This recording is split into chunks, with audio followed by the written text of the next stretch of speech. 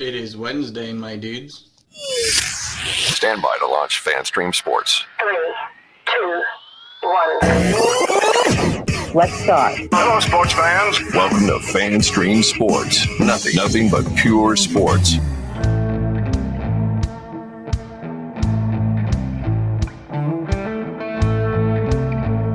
This drama contains adult language and partial nudity. Viewer discretion is advised.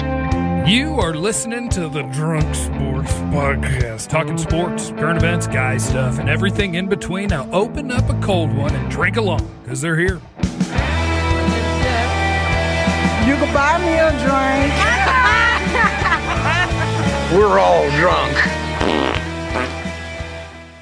Hello, and welcome, drunk dudes and dolls and drunk sports pod turds, to a Wednesday edition of the Drunk Sports Podcast, live from the DSP Media FanStream Sports Studios in North Dallas. I'm IndyCar Tim, and I'm joined, as I always am, by the magical, mystical Colby, Tillum, and Sapp. Hello, Colby. Hey, how's it going, IndyCar Tim?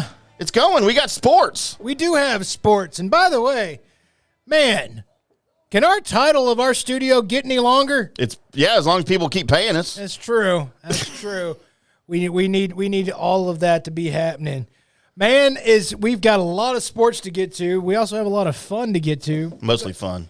Go ahead and get the Around the Cowboys started so we can try to be on time on if there's any such thing. We're pretty good at timing, so yeah, let's do that. All right.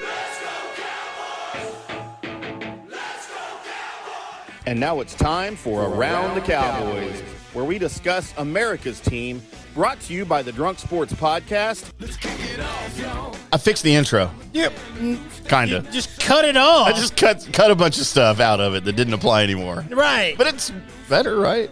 Sure. All right, that's all I wanted to hear. It abruptly stopped, like with a question, right? Right. Brought to you by the Drunk Sports Podcast. I'm Ron Burgundy.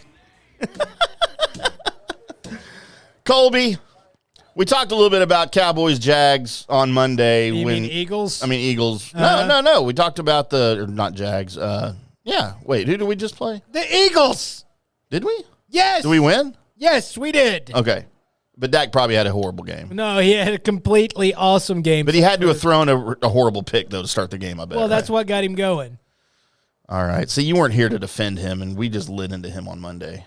Rightfully so, because you lit into Dak Prescott after that game. After that media. Oh, by the way, he is I think what they call so the NFL gives like awards, participation trophies out now, I guess, every week. Uh-huh. As Dak was named what do they call it? The NFL Air Player of the Week. He's not like the Offensive Player of the Week. He's not the Player of the Week. They called it the Air Player so I guess the best quarterback of the week. They're the best thrower of the foot. I don't know. It's really weird. I don't understand what any of that means. Well, I didn't even know that was a thing. I didn't either. But after that pick, and if you watch the sounds from the sideline, or hell, if you just heard people describe what was going on, Dak went over and said, "That's on me.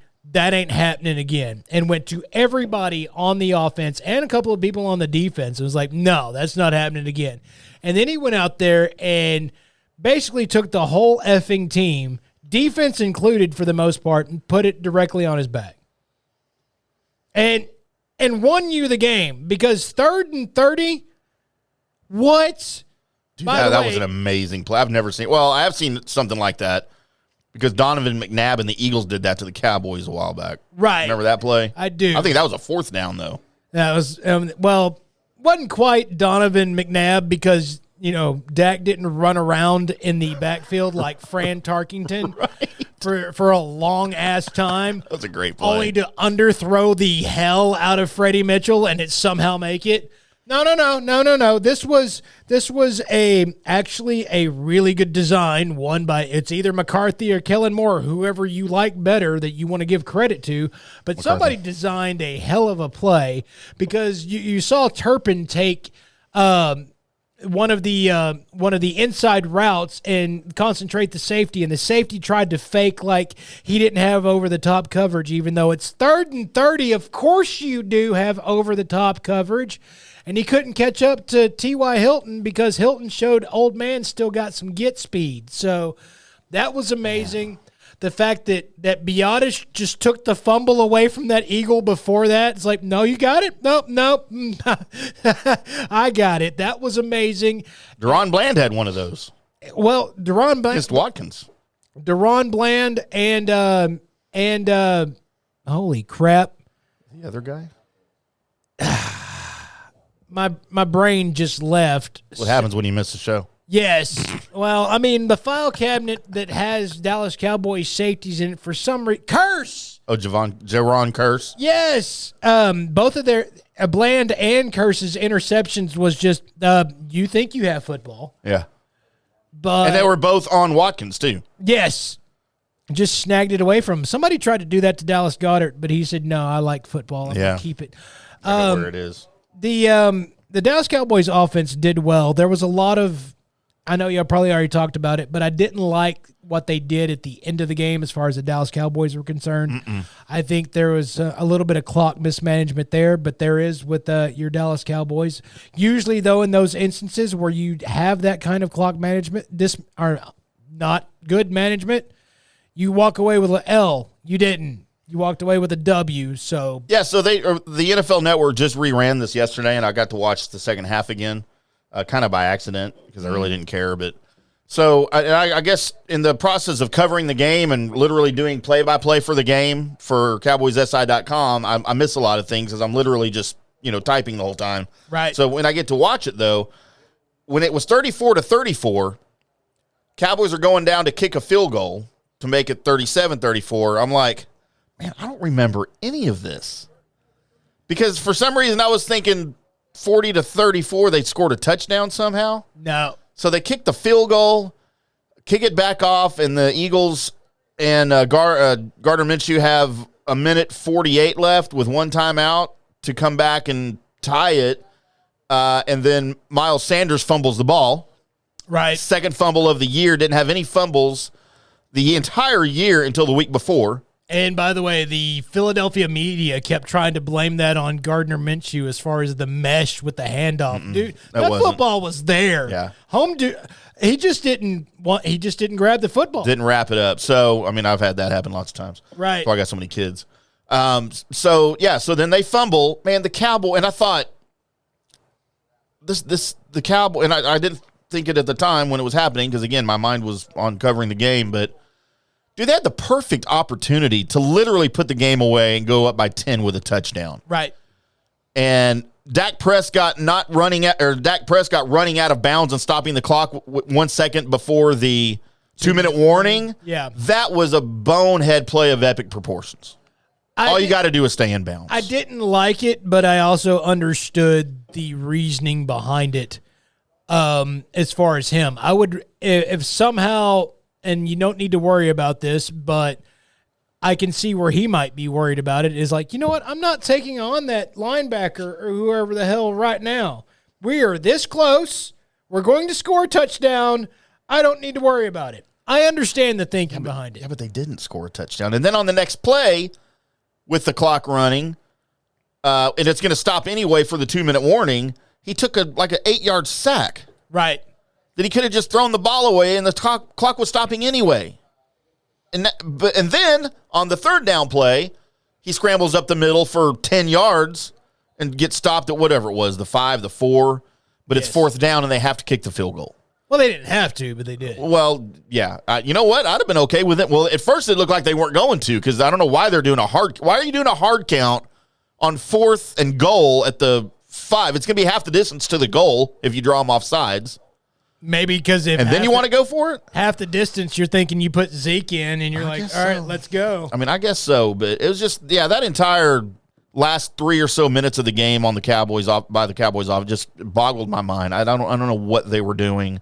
You needed a touchdown in either one of those two drives to put the game away, and you couldn't do it. And to me, that's alarming.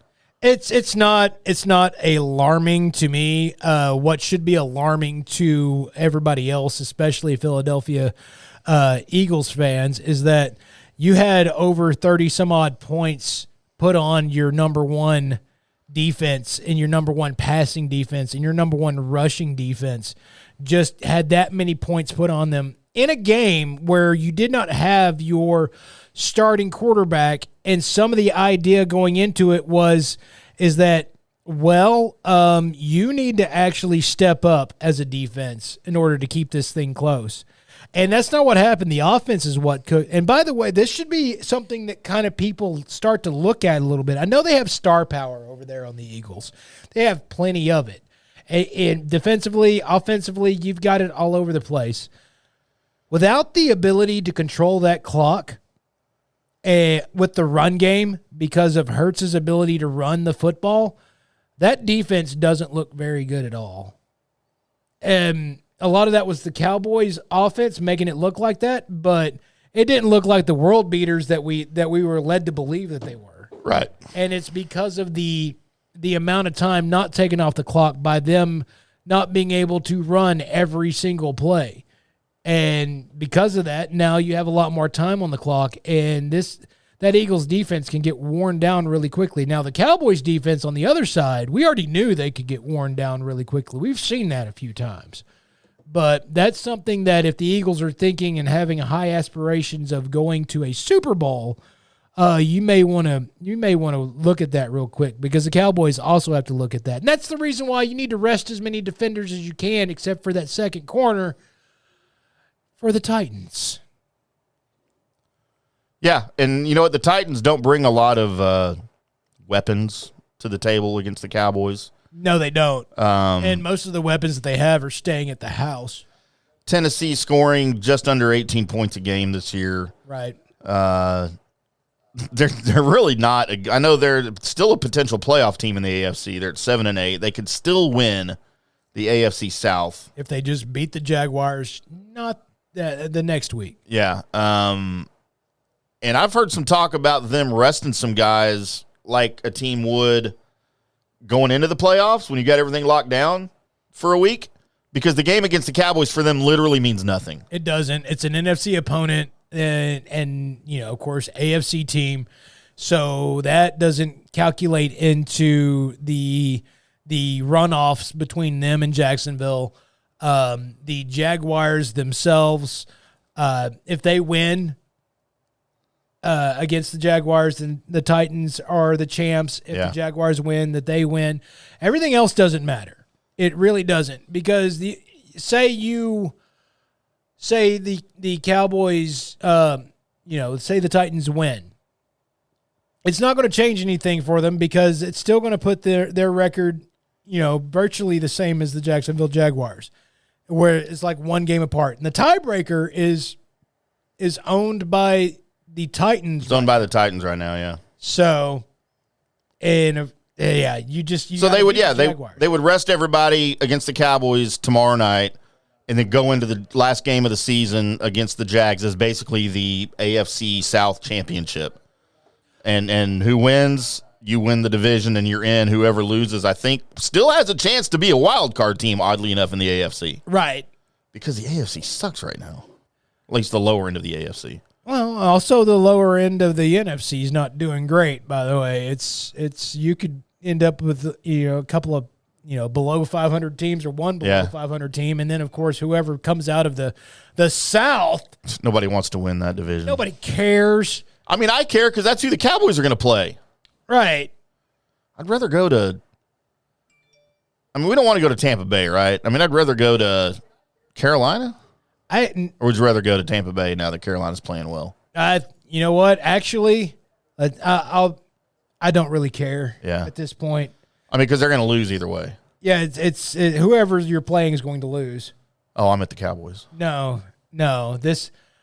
And the reason why I actually say that kind of confidently is because I think there's some things that have changed with this coaching staff, and I'm really starting to like what I see as far as them getting people ready to go in these situations. It's a lot better than it has been, and I believe you have the talent to be able to pull this thing off, at least get to that vaunted second round. See, I thought all of those things last year too. Thought all of those things last year. I thought all those things last year too, except for did not want to play the 49ers. Yeah, I remember you saying that, and I was okay with the 49ers at the time. I didn't think there was any way the Cowboys were going to lose to the 49ers at home with or without that defense. But look what happened. I'm just, you know what, I'll be a little down on the Cowboys. And I told you the only time I'm going to be comfortable with the Cowboys was when? You remember what I said? When they actually do win it. When they win the first playoff game. Right. I'll say, okay, this team's different. So I don't care who it is. You go into Carolina or you go into Tampa Bay, it's going to be one of those two teams. Oh, is Atlanta all the way out now? Yeah. Oh, yeah. No, they're eliminated. All right. Yeah. All right. I don't think the Saints. Yeah, I think the Saints are eliminated too. So yeah, it's going to be Carolina or Tampa Bay, one or the other. And when they go in and win one of those, when they win that game against whoever it is on the road in the playoffs, don't tell me the Saints are out of it. I think so. Back in the back of my brain, I was kind of hoping the Saints were trying this week versus the Eagles. Hang on a second, I can tell you for sure. But I'm still terrified of the Cowboys. I have zero faith in this team against the. Oh, and you know what, Colby? What's that? They're not mathematically eliminated just yet. So we have Bills, Chiefs, Bengals, Ravens, Chargers in. Two teams are left in the hunt. I don't know why they worded it that way. The Jaguars and Dolphins on the bubble. Oh wait, that's AFC. Sorry, my bad. I'm an idiot. I kept waiting on when you were going to get to the NFC teams, but So what's funny is the only NFC teams that are eliminated: Rams, Falcons, Cardinals, Bears. Literally every other team is still in the hunt for the playoffs. That's amazing. The on-the-bubble teams that you have, let's go, okay, clinched a playoff spot, Eagles, Vikings, 49ers, Cowboys. Right. In the hunt, Buccaneers, Giants, Commanders. On the bubble, Seahawks, Lions, Packers, Panthers, Saints. So the Saints are 6-9 here in the NFC South. Carolina Panthers are 6-9. And the Tampa Bay Buccaneers are 7-8. Just need the Buccaneers to lose one. Which is possible. Yeah, it's very possible. We need to talk to JP and see how happy he is with his team right now. Because they play the Panthers Sunday. The Bucs and Panthers play each other Sunday. That's going to be exciting. And then the Bucs play the Falcons on the 8th as for the last game of the season. So how excited are you about the Color Rush uniforms, Tim? That will be worn tomorrow night. Are they different? I know they're different in one aspect. We'll talk about that than the previous Color Rush uniforms. But are they basically the same without the difference to the helmet? They're basically all white. So they're the all white with the white helmets. Uh-huh. But this year, however, they're going from the silver face mask to a white face mask. Did you know that? I actually didn't know that. Yeah, it's going to be a white face mask this year rather than the white helmet, blue, and the silver, which I think the blue face mask would look cool, but it's going to be white. Mm-hmm. The only part of that I do not like, if they're the same as they were before, is the blue stars on the shoulders. I've never liked any of what they call the double star jersey, like the ones in the 90s. Right. I freaking hated those things. Oh, I love those. No, I was out. Now, the only double star jerseys I like are like the throwback original ones, which are fine because you still have the white with the blue stars, but it's not the entire shoulder pad's not blue, just the star. But on those double star jerseys before in the 90s, God, that might have been one of the top 5 ugliest uniforms in my opinion in the NFL history of the NFL. I hated those. Yeah, you're way over exaggerating that. I said point. In my opinion. Yeah, in your opinion, which it's always right. It's wrong more times than it's accurate. Colby, the Cowboys are dealing with some injuries. Leighton Vander Esch is out. Right. Need to rest him. Yeah, Pollard was banged up a little bit early in the week. Did not practice Monday, did not practice yesterday. Well, because, he can't because of his GPS that he's got going. Exactly. And then Sam Williams, who's in concussion protocol after his car accident, have not heard his status yet for the game tomorrow night. I think he's still out, though, if he's in concussion protocol with an early game. What I want to see is a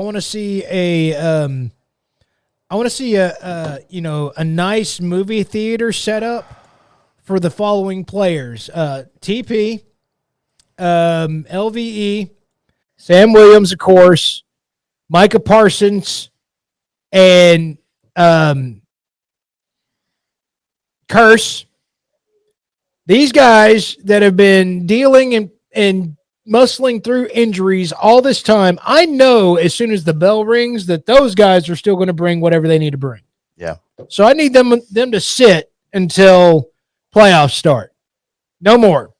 So the G-Bag Nation bet of one Zach Wolchuk having to shave his beard if Micah Parsons doesn't get 15 and a half sacks, I'm hoping your beard's gone, dude, because I don't want to see him out there. Is he ever going to shave his beard? Yeah, he is. If he doesn't get it was him and Bobby Belt made this. Yeah. Yeah, so What do you think of Bobby over there as regulars on the morning now?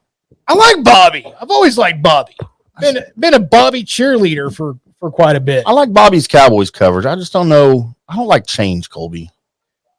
Bobby's amazing. I'm still mad that Mac's not on the morning show, Tuesdays and Thursdays anymore. Because you're a fan of people with hair? I like Mac's a good dude. I like Mac.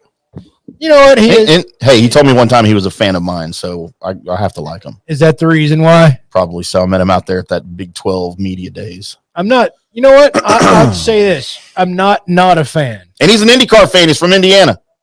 He's starting to be worse. Yeah, we get to talk on social media about IndyCar all the time. It's a lot of fun. Mm-hmm.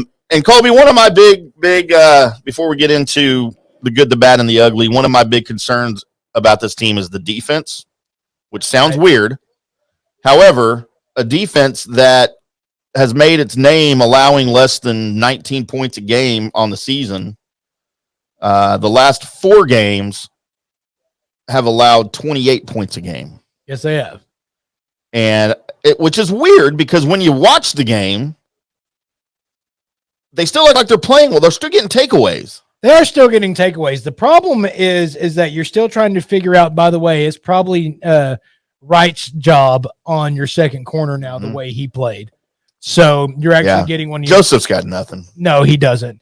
Third round draft pick. Bland being still sticking to the slot. I wish I wanted to see more Bland outside corner just to see what you could do there, but Bland playing the slot, that's great.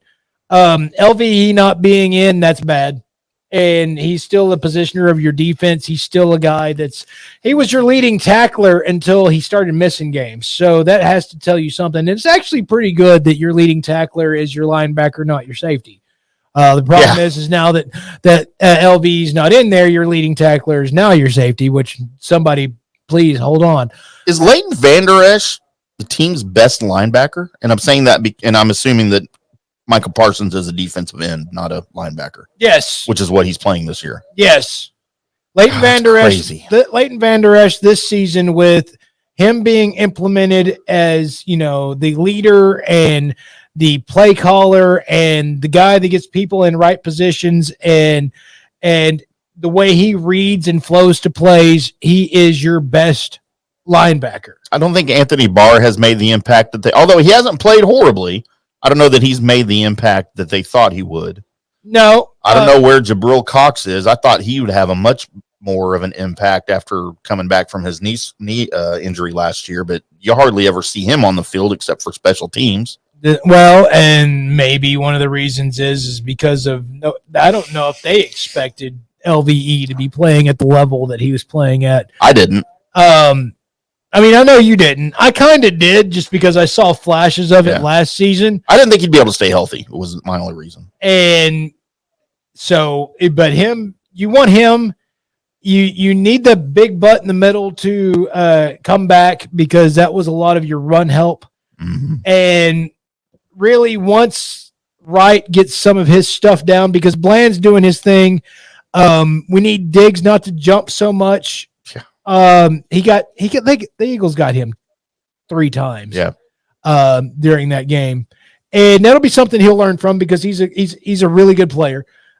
He will get out of that mode, and once you do that, you start. The problem is that the Dallas Cowboys defensive line doesn't have enough time to get back there to get the quarterback because people are coming open so soon. And that was a lot on Kelvin Joseph. I think if you get any kind of things out of Wright on one side, that everything else kind of lock itself down again, and you'll start seeing the sacks start actually coming because I mean, dude, they just said, you know what? We're just going to zero coverage and send everybody on a few plays. And you're like, that's maybe not the greatest idea you've ever had because I still don't think you're going to get there because 2 steps or 1 step or no steps and just throw football. Yeah. Quarterback's going to get it out. So one quick tidbit before the good, the bad, and the ugly. I will give I will give Dak some props for after he threw that interception. And by the way, yes, it was a bonehead play. And he'll admit it. He'll be the first to tell you that. No, he opened his press conference with, let's talk about that interception. Yeah, absolutely. He owned up to it, which is great. He did go 16 for 16 following that. And he also chewed up that Eagles zone defense, that man zone defense that they play. Yes. Like no one else has all season long. Like he had the book already. Like in those knew the ending. Yeah, in those he was perfect. I forget. I think it was 17 for 17 or 16 for 16 in that coverage during the game. He was perfect. Wherever he was throwing it, he threw it and it was completed during the game. So I do give Dak credit where sometimes when he deserves it. But I also like to focus on the deficiencies on the negative. And there was not very many deficiencies, especially when you're being sacked and you're still throwing the ball to Gallup. You're being sacked, and he's like, "Nope, no, hold on, wait, little man, I gotta throw football." Dude, that was an incredible play. That looked like some Daniel Jones magic out there. No, I mean no, that did not look like Daniel Jones. Future Hall of Famer. It looks like some shit that Daniel Jones would pull out of his ass. Yeah, he doesn't ever. He does. Future Hall of Famer. Out of his ass. I love Daniel Jones. You shouldn't. Dude, I need a Daniel Jones jersey before he gets cut. Christmas present. I should have asked for that for Christmas. As soon as we start actually doing Christmas presents around here, I mean. Well, I didn't say from you. Okay. I got girls that bought me shit. It's like cologne, deodorant. Like somebody's trying to tell me something. This is that segment where I go through all the people that were born today, pick out the famous people that I actually think mean actual something, and give you that list and give you the opportunity, along with me and Tim, to pick out who are the good people, the bad people, and just the downright ugly people. And the list starts off with, well, passed away. Passed away in 2019, one Cedric Benson. I thought you were going to say the entertainer. No. Why can't he be the Cedric that died? Why, do you have something against Cedric the entertainer? He's not funny. Well, I was about to say he's really funny. Okay. You don't really know anything about entertainment and or comedy or anything. The next funny thing Cedric the entertainer does will be his first. Mm-hmm. Mm-hmm. You know what? I don't even care anymore about your entertainment opinions, just to be honest with you. It's not funny, dude. Because that's how that you're just not a very good judge of good entertainment. Like at all. His best work was the Bud Light commercials that made him famous. That was his greatest line of work. Adam Vinatieri turns 49 years old today. Is he still kicking? I mean, somewhere. I mean, he's alive. Is that what you're talking about? He's not dead. He's still alive and kicking? No, I meant is he like kicking footballs professionally? No, I'm pretty sure that Hall of Famer has retired. Colts, right? I mean, first it was the Patriots and then the Colts? Or was it the Colts and then the Patriots? I don't remember. Yeah, no, it was Patriots first. Okay. Oh, yeah, because it was okay, yeah. Sorry, I digress. Uh-huh. You found yourself? I did. I pulled us right back out before we got all the way in the ditch. All right, cool. Appreciate that. Yanked that wheel right out of the ditch. Turning 43 years old today, Nomi Rapace. You know what? I've never been able to really know how to pronounce her name, but she was Elizabeth Slander. Elizabeth Salander. Yeah, Elizabeth. Anyway, are you saying Elizabeth? No, Lisbeth. Lisbeth. Okay. Yeah, and Slander. Salander. Salander. The girl with the dragon tattoo. Oh, that was a movie, right? Yeah, it's also a line of books from a Swedish fellow. Is this girl supposed to be hot? Nomi? Noomi. I just looked up Lisbeth Salander. So you want me to look up the actress instead? That's whose birthday it is. Well, I know, but sometimes we look up characters. So it's Noomi. Yes. Oh, look, it came right up. Yeah, there you go. Apparently, she's somebody. She is. That's the reason why she's on the list today. All of the pictures are her in character in some sort of another. Let's throw this one up there because that looks like it might be the best looking of her. She's 43 years old today. Is she really? I actually think she played a good Elizabeth. I've read all the books except for the new ones that weren't written by the person that actually, because he died. Really? So she didn't look 43. Did we find her yet? Yeah, that is her as Lisbeth. Huh. All right. I mean, not my style, but all right. I get it. Woodrow Wilson. He's not alive. He died. President Colby. 1924 or 9. I can't read my writing. So I believe it was it wasn't 29 because that would have been FDR. No, that's when he died. Was 1924 and or 9. I'm gonna go with 4. I think that's one of my fours. Woodrow Wilson. I think that's when he was president. He didn't die in all. Okay, I'll look it up. You look it up. I'm going to. I wrote down dates. Sienna Miller turns 41 years old today. That name sounds familiar. It should sound familiar. I didn't write down what she was in. She was that popular that I didn't think it mattered. Well, I mean, Sienna Miller, American British actress. Yes. Oh, hey, Colby. As most are. Colby. As most actresses and actors are. They're British American? Yeah, for the most part. Are you familiar with her work? I'm pretty sure I am because I've thought well enough of her to put her on this list. I just can't remember what the hell she was in. I mean, I'm a little impressed here. Hang on. I think she might be one of my next targets. I mean, she's 41. I think that's that's borderline. Let's see. Tell me what you think as we eventually get her up here. Man, you're just not good at this producer thing. Well, computers. Yes. I mean, that's not bad. Still didn't tell me what she did, but it just showed me a bunch of pictures of her. I mean, I could look it up. Oh, no, that's okay. I don't think anybody cares. All right.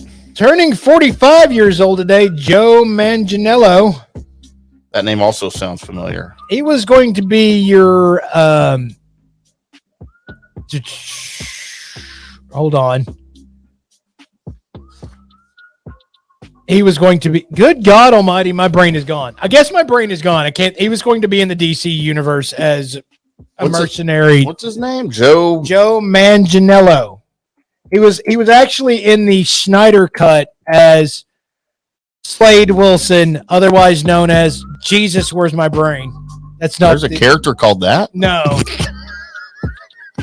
Deathstroke. Jesus, I couldn't get Deadshot out of my head. Deathstroke. That was who he was going to play. It's pretty sad when I can remember the original name. We always do this for ourselves, but I feel if there's any ladies watching, we need to do this too. Yeah. So there's your Joe Manganiello. Mm-hmm. Seth Meyers turns 48, by the way. Oh, he's terrible. Not bad. It's not great. Of course, I've given up on the late night talk show. I just changed my bad. One of the greatest to ever do it. Me? Turned 67 years old today, one Denzel Washington. I might just change my bad again. I swear to God. This is one of the reasons why you should have never, ever have a vote on who is entertaining and or... He's made one good movie, and it was really good. But one good movie. What movie do you think was his one? Deja Vu. Not Man on Fire. Never saw it. Book of Eli. Never saw it. Were you just carrying around the Bible the whole time? Wasn't that the Book of Eli? It was a lot more to it than that. As soon as I see starring Denzel Washington, nope, I'm out. Yeah, I'm not interested. That's one of the dumbest things you've ever done in your entire life. It truly is, because nearly every one of his movies, he is like outstanding in. Well, then all his movies suck. I don't know what to tell you. They're all terrible. You've seen one of them and liked them. Cannot even watch The Equalizer, which I want to because I like the character. But that is almost as poor casting as having Queen Latifah as the Equalizer. Which, by the way, that's horrible. Wait.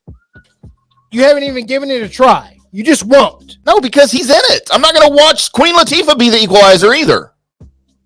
You haven't seen him because it's one of the greatest, not one of the greatest. It's just so effing intriguing how he plays that character that he gives it all the justice. So what you're telling me is that you've seen one Denzel Washington movie. One. No, I've seen others. I'm trying to remember what they were. I didn't like them. I didn't just decide I didn't like him without watching him. Uh-huh.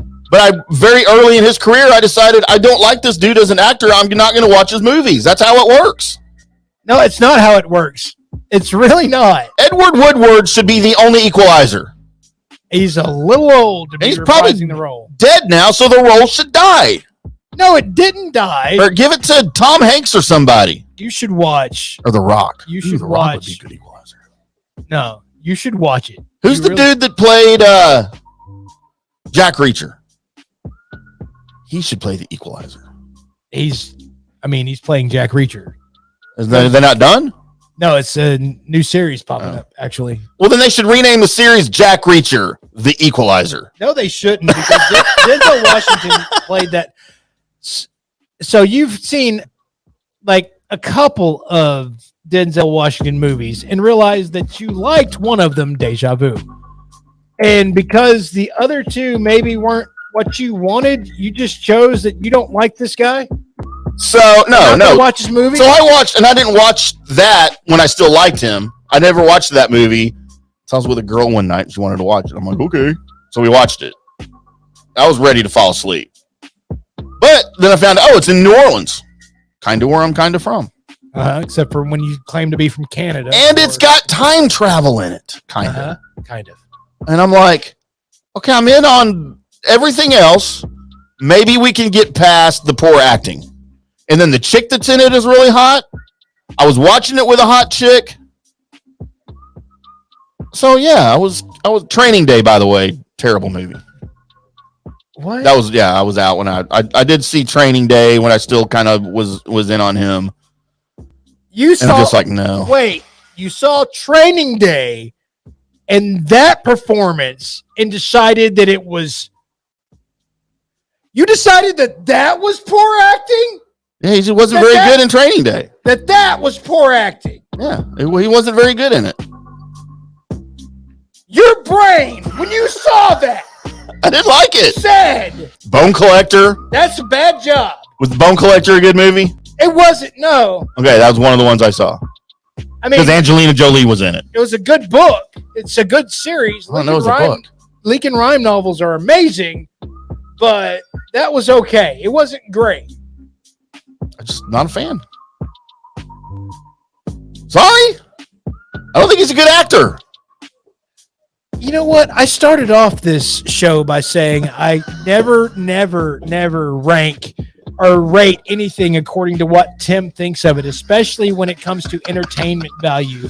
I just want to tell all of you right now, everybody, you download it or whatever, if Tim ever makes fun of anything that you like on the internet, simply know he is a dipshit when it comes to anything movie-wise and or what actors are supposed to be doing. Or it's possible I'm just smarter than everybody else. That is not possible whatsoever. Could be. That is in the realm of possibilities. That is time travel invented in the Stone Age. One of these days, happening. One of these days, Denzel Washington is going to come out what a big fraud he is, and everybody's going to be going, "Oh, Tim's been saying that for years." Fraud? Yeah. How is he a fraud? Stealing money. Sir, you're dumb, stupid, and an idiot. I can't help it if he's that way. I mean, no, you are. John Legend is 43. Singer? Yeah, he's a singer. I wrote down John Singer. Yeah, the guy that invented the sewing machine. Is that what that movie was about? No. I Am John Legend? Yeah, that was not what that was about. And passed away in 2018. One Stan Lee. Colby. Now I have to change my good. So No, I'm not going to change it. Wow. All right. That's quite a list. That is quite a list. We even had it's better than my list from Monday, I'm going to be honest. It's because I did it. Yeah, my list from Monday sucked. There wasn't a single girl on it. I'll go back and look at Monday and see all you missed and probably get pissed. Probably so, because I didn't know how to do it. It's not my segment. At least I didn't do news and notes. I did it justice by not doing it. I enjoyed that one time you did news and notes. I did do it one time. Yeah. But then you're making fun of me afterwards. You're like, yeah, I wouldn't have read any of those stories. I'm like, I know. You should have been there. All right, you want me to go? Yes. All right, I'm going to go in reverse order. All right. My ugly is that Numi Rapax girl person. Okay. Because I couldn't find any normal pictures of her online. Everything was of her in character, and they're all horrible characters. Or horribly ugly characters. My bad. Man, I've got multiple bads on this list. Just don't be an idiot. Dude. Don't be an idiot. I mean, I'm thinking either Cedric Benson, Seth Meyers, John Legend, Denzel Washington. I could go with Chuck Mangione. Manganiello? Joe Manganiello. I could go with any of these people. But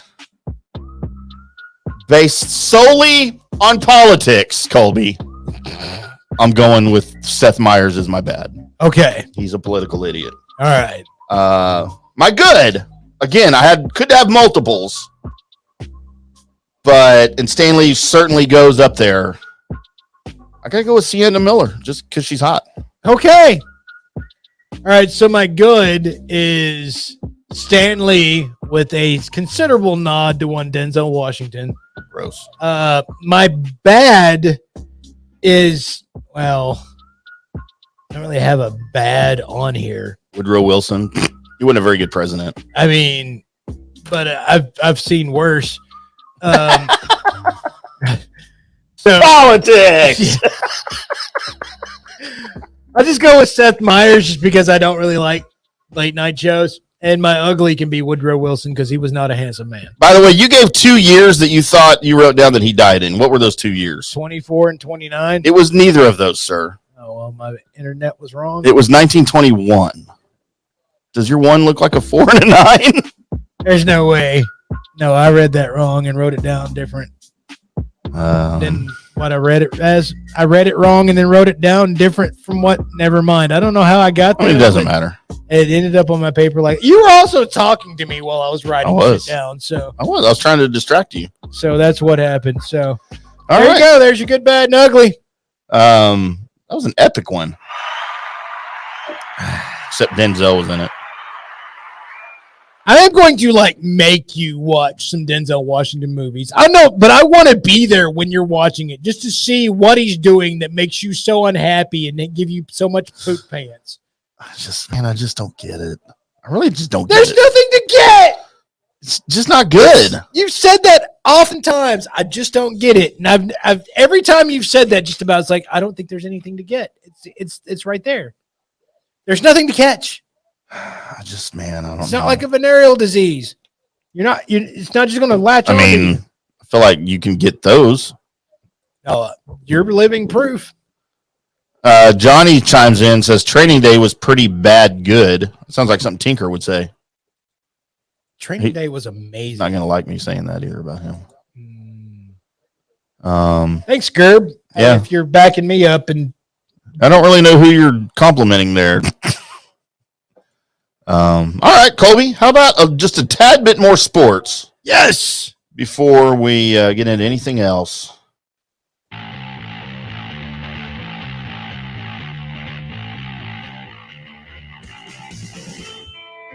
The Drunk Sports Podcast proudly presents Around the Sports, our show's version of a fill-in segment when we can't find anything else to talk about. We might talk NBA, NHL, or even Major League Baseball, but we'll never, ever talk soccer or women's professional basketball. Take it away, boys. All right, Colby, let me get to my 2 unimportant ones before you get to what you want to talk about. All right. Although I feel like that probably lacks a ton of importance as well. You're sports stupid if you think so. because I really don't understand what significance it has other than we'll get into that. Okay. Former Cowboys wide receiver and current Jets wide receiver coach, which I had no idea he held this position, Miles Austin. Former, number 19 did he wear? Yes. He wore number 19. You're correct. He has been suspended for 1 year by the NFL. Why? Gambling. Oh, not because he had the same running gait as Fred Flintstone? Dude, I liked watching him play. He was good. He's great. He was really good. Awesome orange spray tan. You know? He had a really good orange spray tan. That's probably not. You know what? I mean, maybe. We don't know. Spray tan. Don't say that out loud. Do they have spray tan still, or am I aging myself? You might be. You might not be. And he never even bet on his own games, on his own team. It's idiotic. But apparently there's a rule for players and coaches, which is weird because now the NFL's in bed with bookmakers and gambling and gaming and stuff. Right. But I guess you can't bet at all. I mean, I don't know. There's certain guidelines I guess you have to follow. I don't know what they are, but it's just weird to me. And he's a freaking position coach. I mean, I don't get it. Well, it's the no fun league again. Well, the reason behind it, it's an antiquated reason, but the reason behind it, of course, is that if you end up getting in debt to a particular bookie or whatever, to the point to where they have something over you, and then they basically use your knowledge in order to advance their whatever they're doing. That is the old school reason behind why they don't allow the NFL players to. It's basically like the weed law now, to where you know you shouldn't have it. You don't, even though everybody else is okay with it. You still can't have it, right? Or whatever. It's along the same lines. It's antiquated. My question would be, what weird inside knowledge would a wide receivers coach have for the Jets that he could use to anyone's advantage? Well, I mean, as far as fantasy sports is concerned, he could tell you who has turf toe or whatever, I guess, or who got that one VD that may slow them down a little bit. Insider trading. That's right. It just seems weird to me. And then finally, a story that I thought was fascinating in the world of college football. We all know about eligibility requirements. You get 4 years if you're redshirted for whatever reason, and you're usually only allowed 1 year of redshirt. It could be for injury or as a freshman because you're not going to play. They'll give you a 5th year. And then even some of these guys in college now had an extra year of eligibility granted because of COVID when they didn't get to play because of that. So, some guys that are playing now have 6 years of eligibility. Right. And going into next year, a lot of the seniors they've been out of school for 2 years, but they're still allowed to play because of that COVID year if they want to. And I'd want to too, especially if I wasn't going to go into the NFL right away because of money. Exactly. So Cam McCormick, Colby, plays for the Oregon Ducks. He is entering next year his 9th year of eligibility. Boy, that's a career. It's like a Chris Wanke situation, right? Yeah. Wasn't he like 26 when he graduated or something, or when he quit playing? Well, I mean, then he was Carolina Panther for a little bit. Yeah. So here's Cam McCormick's timeline at Oregon. 2016, he redshirted. 2017, he freshman redshirted. I don't know what the difference is between those. Don't either. 2018, he had a season-ending injury. Uh-oh. 2019, he missed the entire season because of the previous season's injury. Must have been pretty bad. Right. So he's been at college now 4 years. He's probably graduated, and he's never stepped foot on the football field. His 5th year, 2020, was the COVID year, so didn't play, didn't count. 2021, he came back and experienced another season-ending injury. No! 2022, he was classified as a senior, but he played. Next year, he has been granted an extra year of eligibility for 2023, and they have already granted him an extra year of eligibility for 2024. That's amazing. He was a freshman in 2016, and he's going to play through 2024. That's an NFL career for some guys. It is an NFL career for a lot of people. Here's the other side of it, though.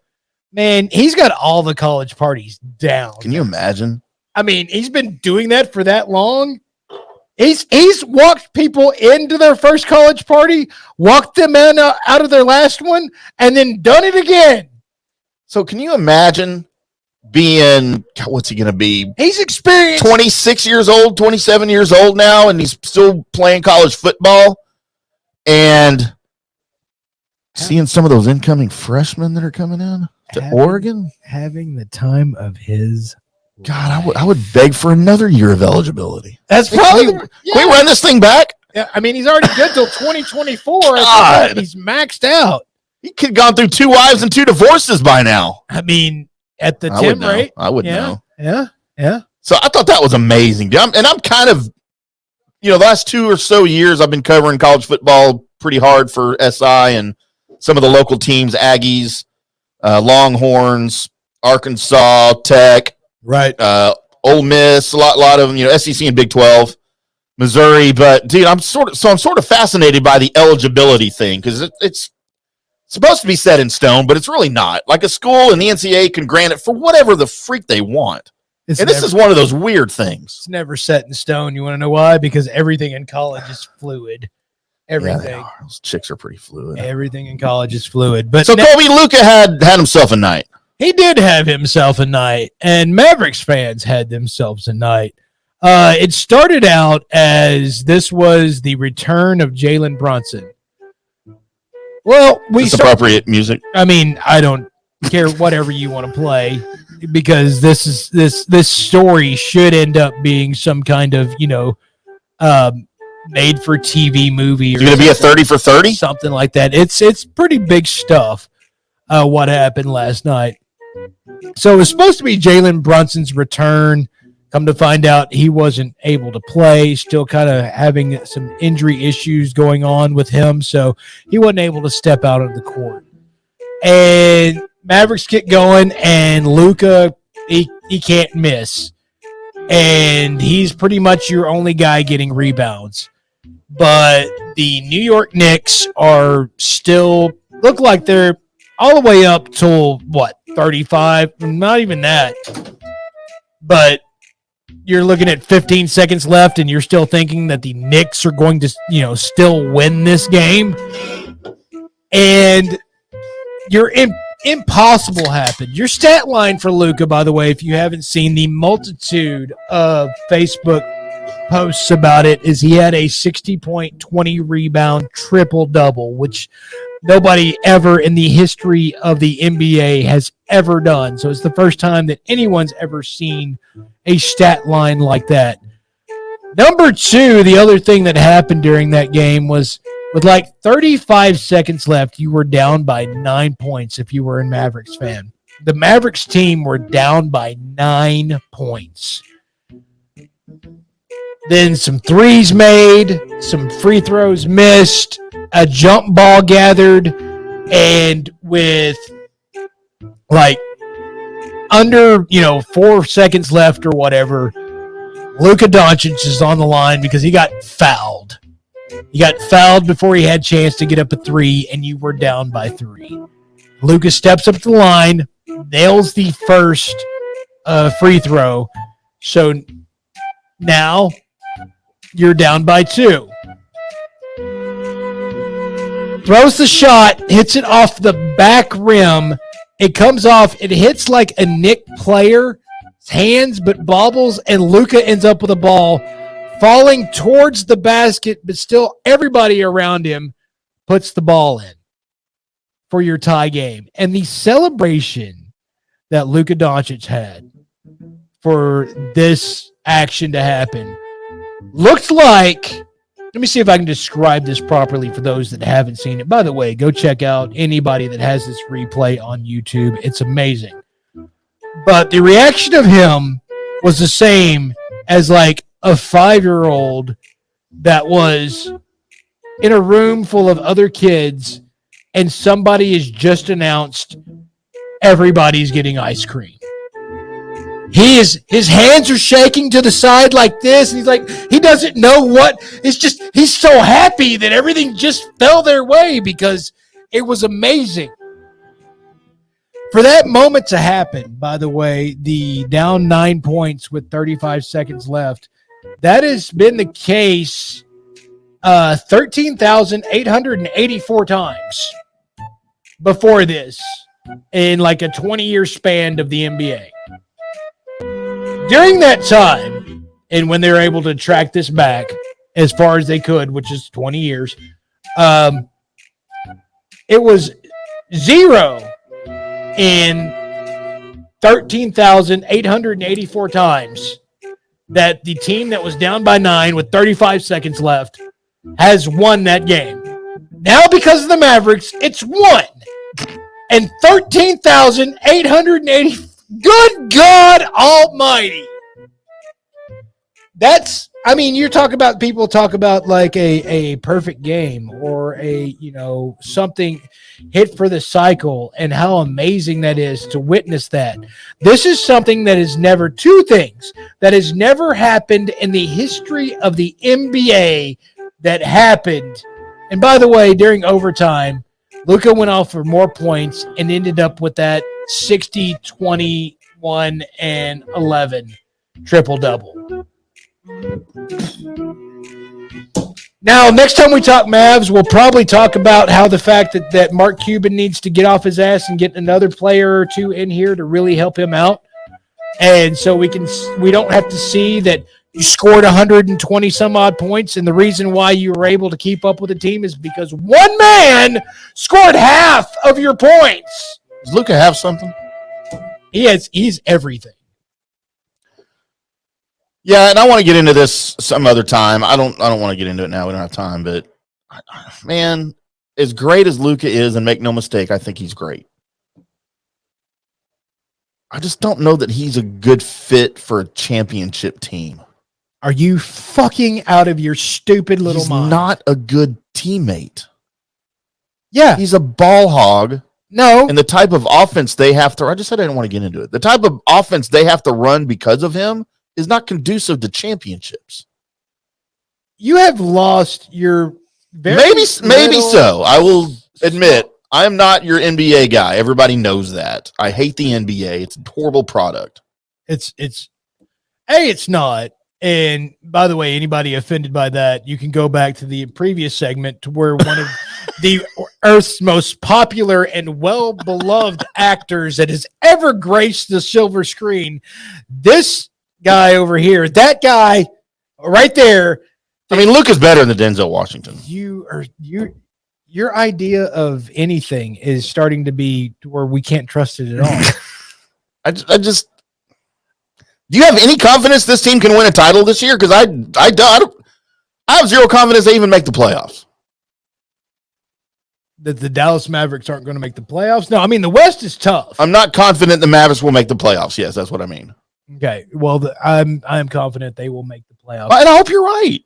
As far as what seed and whatever, the West is very tough. You do have other teams that have more than just one epic all-time great on it. Yeah. They have that plus, a couple of other good role players that you really seem to be missing with the current Dallas Mavericks. But asking if that you don't think that Luka is the type of player that you can go win championships with, I know I've said this quite a few times in our history together, but that I know where this is going. But that might be, and that includes tonight, which I think you've had now two solidly epic, utterly stupid opinions, but might take the cake. I just that grabbed the cake, that set it on the floor, and that took its pants off and sat in the middle of it. Speaking of pants off, that's what that just did. Okay. I don't see it. Let's do a segment on it Monday. Let's do that. That's fine. Coming up next, Tim has found a list that now I can't even fucking believe if he's actually found one or if he's just going to make one up. No, it's legit. Of the best actors who have played Superman, which I hope he doesn't give any opinions on that. Then, because they'll suck. Superman sucks. The gut fits along right with the night.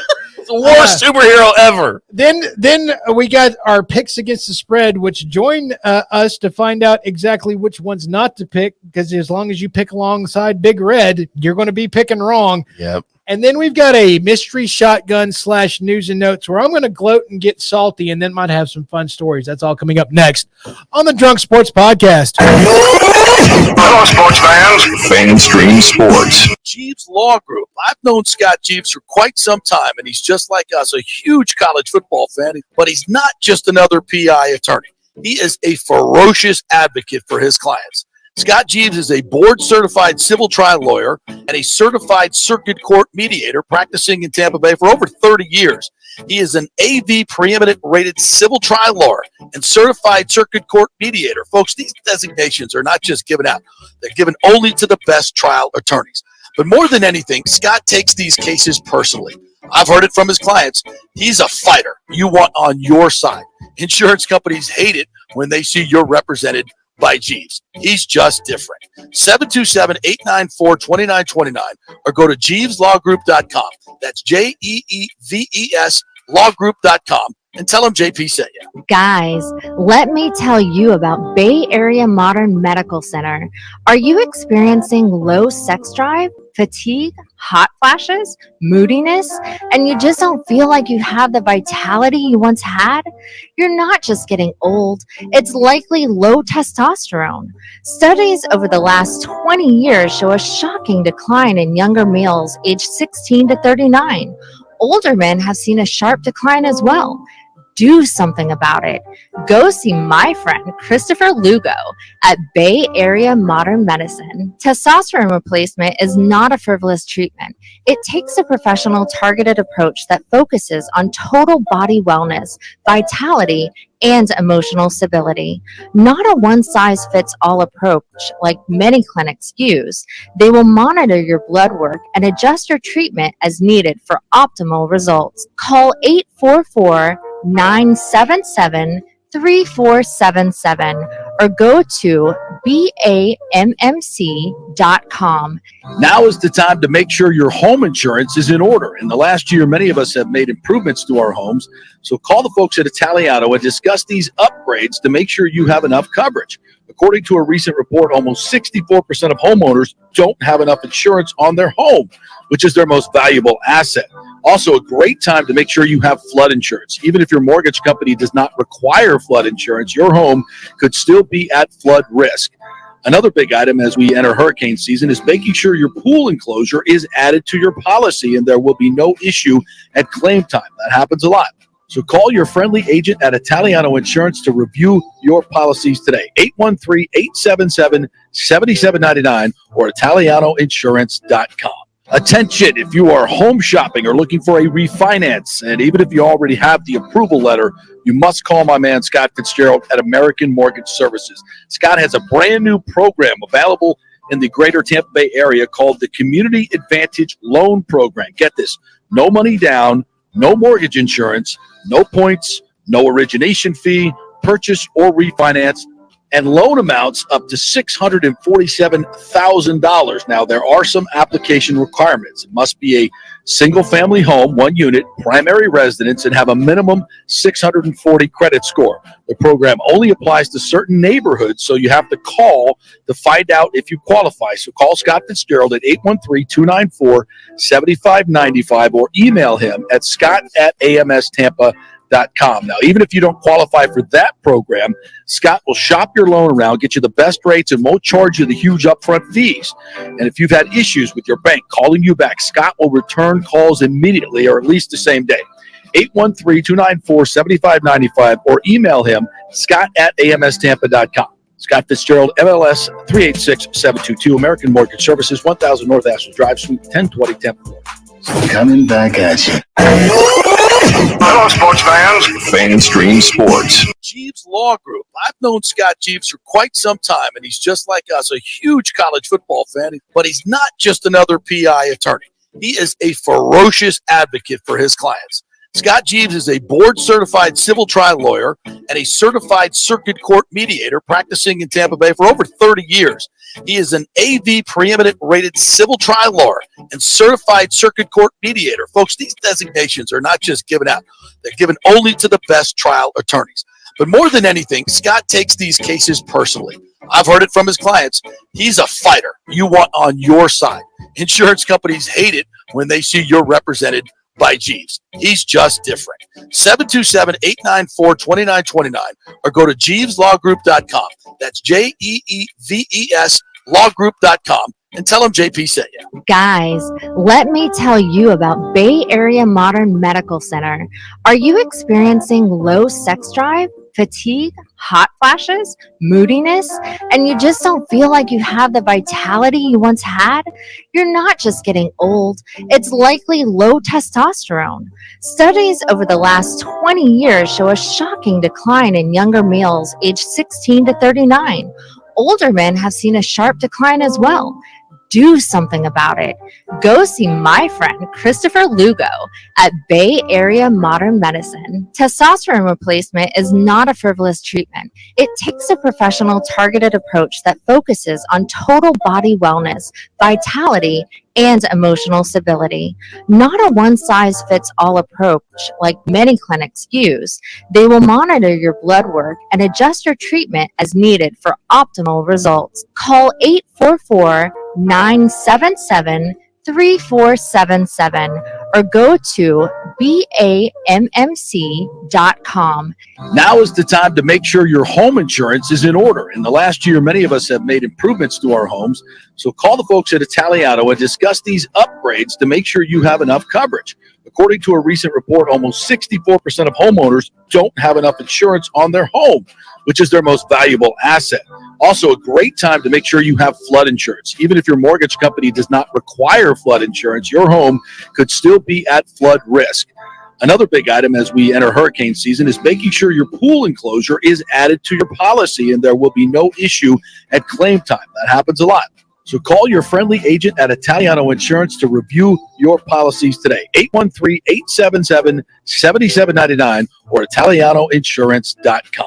Attention, if you are home shopping or looking for a refinance, and even if you already have the approval letter, you must call my man Scott Fitzgerald at American Mortgage Services. Scott has a brand new program available in the greater Tampa Bay area called the Community Advantage Loan Program. Get this, no money down, no mortgage insurance, no points, no origination fee, purchase or refinance, and loan amounts up to $647,000. Now, there are some application requirements. It must be a single-family home, one unit, primary residence, and have a minimum 640 credit score. The program only applies to certain neighborhoods, so you have to call to find out if you qualify. So call Scott Fitzgerald at 813-294-7595 or email him at scott@amstampa.com. Now, even if you don't qualify for that program, Scott will shop your loan around, get you the best rates, and won't charge you the huge upfront fees. And if you've had issues with your bank calling you back, Scott will return calls immediately or at least the same day.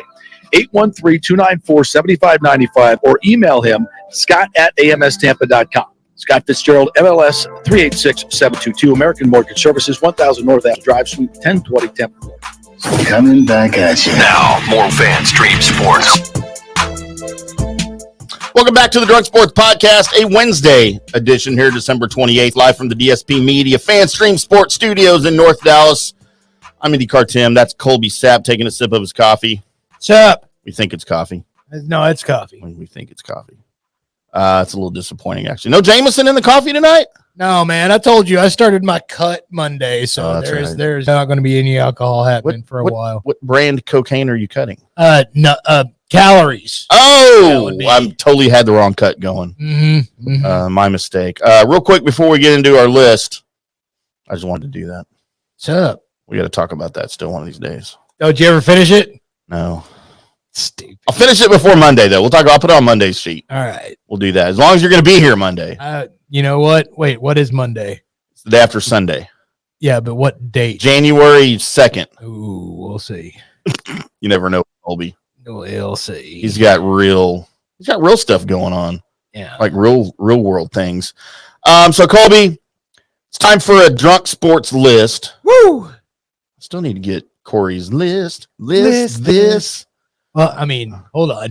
And she said, list this. It's a little bit high pitched. Just lower the tone a little bit. You got Corey singing it exactly. Mark, like all of that. Mm-hmm. We're just going to keep all of that. Okay. So I found a surprise for you, and yes, it is a legit list. I mean, as much as Ranker is legit. Oh, God, I'm going to get upset again. Yep, exactly. As we rank, and I guess there's only 19 because that's how they say, the 19 actors who have portrayed Superman. Wow. And apparently this goes back to all of eternity. And it goes back farther than I knew Superman even existed on screen. Because we kind of talked about his debut, right? What was it, 38? Action Comics, 1938?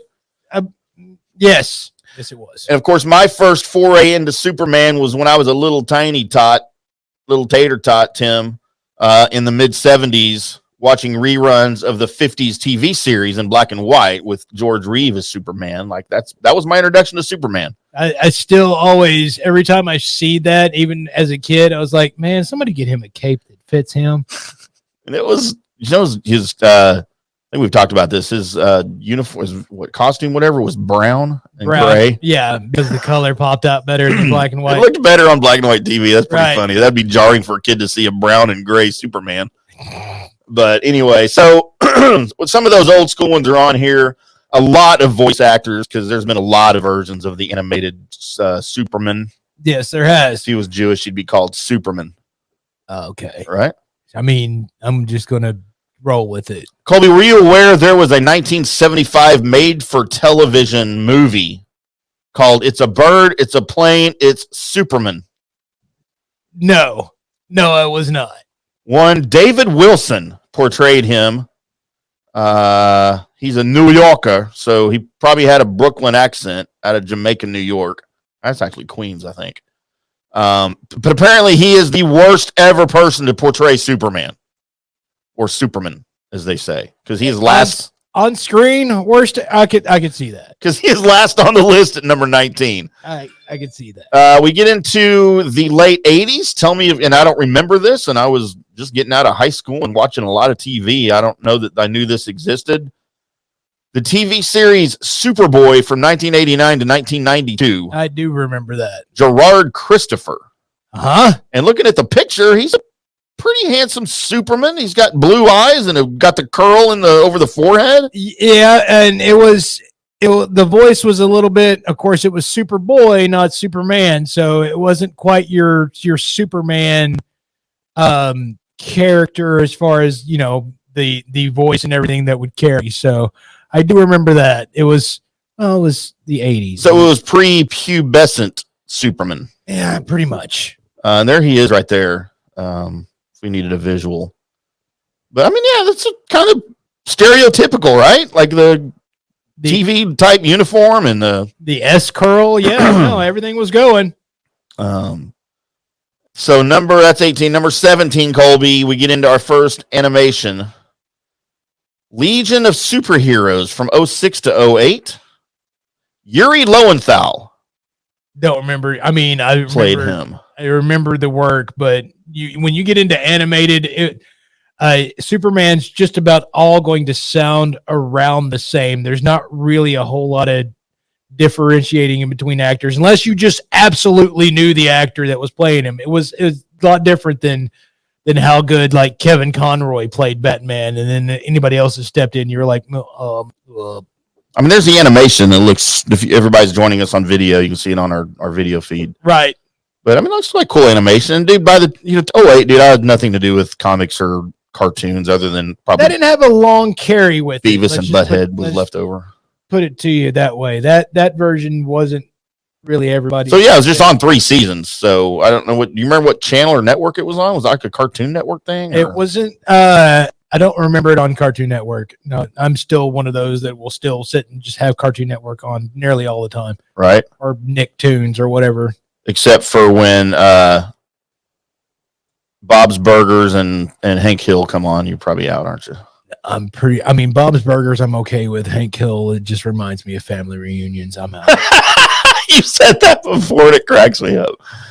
Number 16, Colby, from Justice League Action, the animated series, I guess from 2016 to 2018. And then there was a Justice League Action shorts in 2017. I remember the shorts. I thought they were coming back for reals. They weren't. Jason J. Lewis. Not bad. Basically sounded like every other Superman. Again, this is going to be my go-to answer because pretty much every Superman carried the same tone and speech pattern. It was just automatic. So it's interesting because I guess Jason J. Lewis, the voice actor for this, saw this article on Ranker and tweeted it out. Please upvote Tim Daly, who we'll get to. He's up higher on the list. And I know the actor Tim Daly, of course, from Wings. Right. Had no idea he ever voiced a Superman. Which is because dude's a good actor, man. Yeah, there's some people that'll be brought up that you're like, oh, I know that. I mean, there's to be a few of them. Number 15 from 1988. I don't know if this was an animated movie, if it was some sort of short-lived TV series. It was just called Superman from 1988. Bo Weaver. Again, 80s. It was okay. It was all right. It didn't quite make it into DC's and that's going to be along the same lines of they were following along with the Super Friends. I mean, the animation looks like it's from the 40s.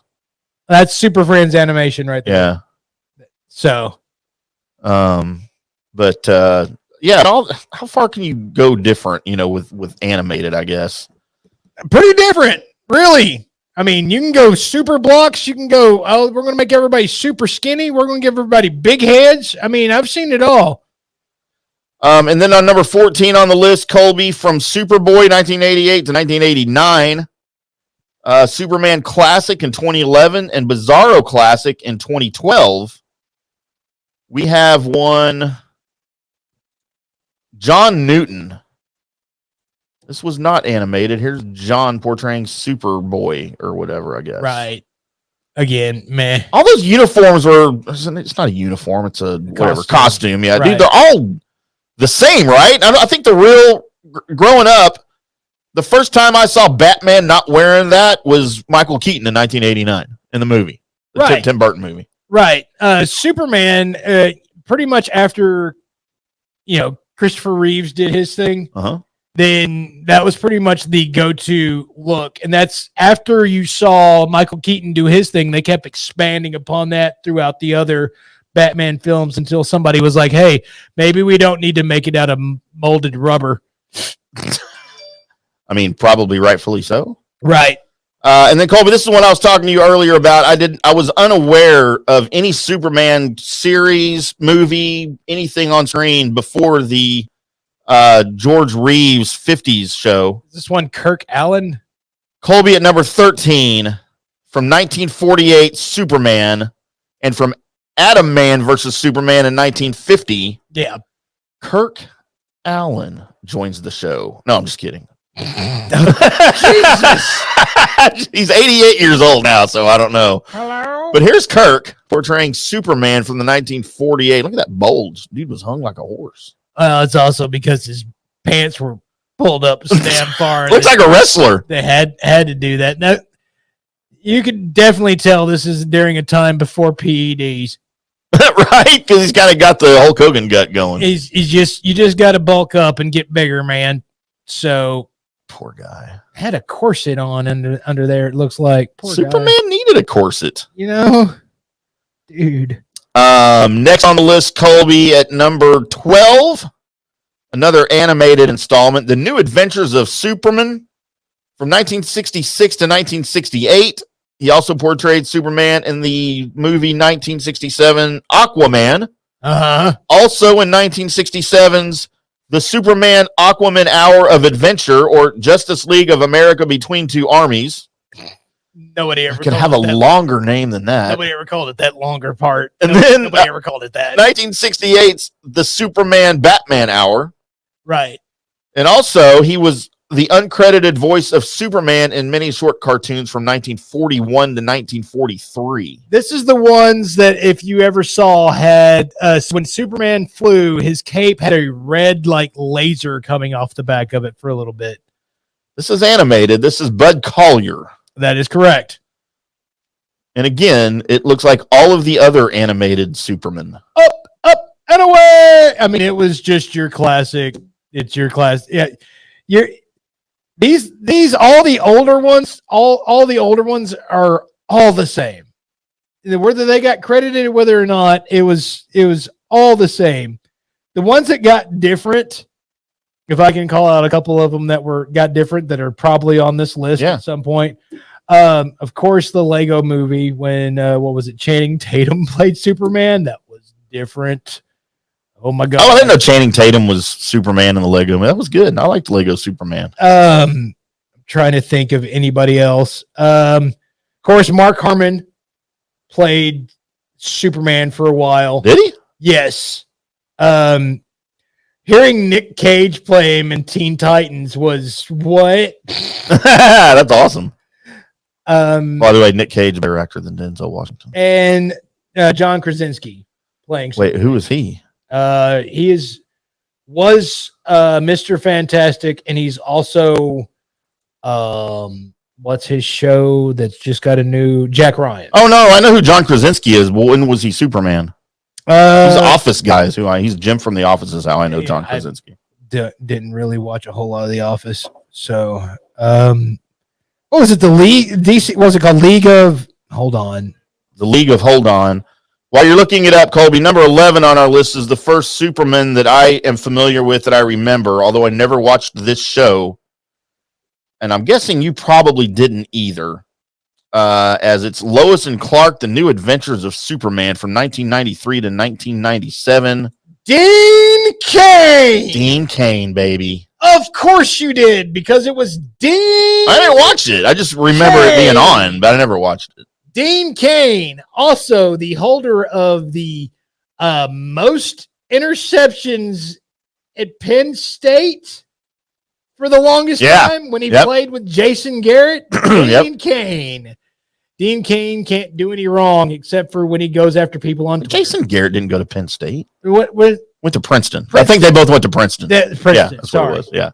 And also, what was Jason Garrett's story? He was really smart. No. It was a story about Dean Cain. It was somebody showed up, and I forgot who it was. It was the girl that was had the really bushy eyebrows, but got naked at like 16 or 17. Sarah Silverman on that island movie. Oh God, Brooke Shields. Yes, that island movie. Yes. Like Brooke Shields came to watch Dean Cain. That was amazing. Wow, I've never heard any of those stories. Number 10, Colby, we're on the top 10 now of all-time Superman. From Super Friends, 1973 to 1983, which I did watch. In the all-new Super Friends Hour in 1977, and the Challenge of Super Friends in 1978, and the numerous other that are listed here, including the Superpowers team Galactic Guardians in 1985. Danny Dark. Mm-hmm. That's along the classic lines of that is the classic cartoon Superman right there. Pretty much. Wonder Twin powers activate. Tampon. You don't know how pissed I am that movie's not happening. Oh shoot. Everybody else is so excited. What, that is not happening? That it's not happening. Oh, I want to see it because you know that the chick Wonder Twin Powers chick would be smoking hot and there would be porn. There's not going to be. By the way, you owe me a porn website for She-Hulk. Okay. Remember we talked about that week ago. I just remembered. I'll make sure you get that. I need to tweet that out. Number 9, Colby, from Lego DC Comics. 2014, 2015. Just a whole bunch of shit here. Nolan North? Familiar with this guy? Yeah, I am familiar. He was Young Justice 2010 to 2019. Right. I guess is where he's most notable. By the way, that's still going. They went with season 2 or 3 now. By the way, if you've caught up with that, that is going to be one of the significant influences on James Gunn's direction with the DC Universe. So nice. There you go. Number 8, George Newbern from Justice League 01 to 04, Static Shock, Toys in the Hood, 2003. I guess that was a Superman movie. Well, it was a Static Shock movie. I don't know what that means. I mean, he's a superhero. Oh, okay. His name's Static Shock. Oh, I got you. Okay. And then numerous things all in the 20 teens. Right. It's a typical animated, big body, small head. And then my favorite Superman of all time, Colby, at number 7. From Superman and the Mole Men in 1951. Superman Adventures 1951 or 1952 to 1958. George Reeves. Great George Reeves. Get that man a cape that would fit. It was tiny, wasn't it? Well, it also had like the hoop in the back where Yeah. you could see the back of his. Yeah. It's just attached right here and right It here. was the 50s. I know, but come on. Somebody look at a comic book. I mean, that is the Superman of my youth, man. I understand. My really young youth. I mean, he hardly ever went up against anybody that was a member of his rogues gallery, and he had to go stop that bank robber again. Every time. The same guy every time. Same guy. Number 6 from Superman Returns 2006. Brandon Routh. Brandon Routh, however it's pronounced.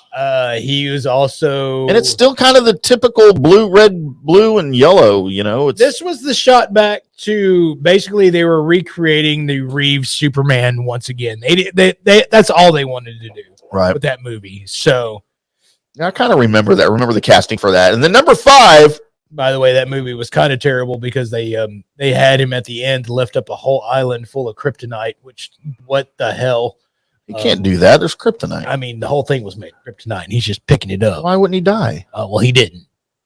Oh, Brandon Routh, you suck. No, he was great. Just the movie. Whoever wrote that movie was dumb. 1996 TV movie Superman: The Last Son of Krypton. Mm-hmm. Superman the animated series from 96 to 2000, and a whole list of video games. Shadow of Apocalypse video game, a whole bunch of shit. Tim Daly, who I love as an actor.